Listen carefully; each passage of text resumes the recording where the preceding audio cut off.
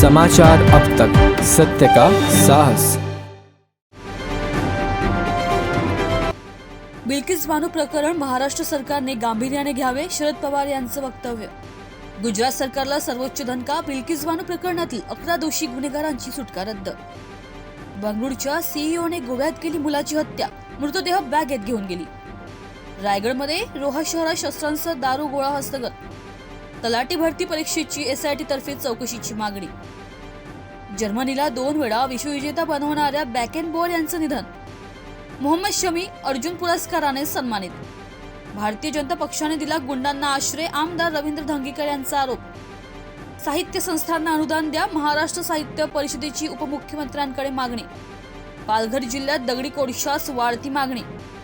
नाशिकमध्ये 18 जणांना कोरोनाची लागण। पुणे जिल्ह्यातील 102 अंगणवाडी कर्मचाऱ्यांची हकालपट्टी। महाराष्ट्रात महायुतीला 45+ जागा। ठाकरेंनी मातोश्रीवर मोठा LCD लावावा, राम मंदिर सोहळा पाहावा, नरेंद्र पाटलांची टीका।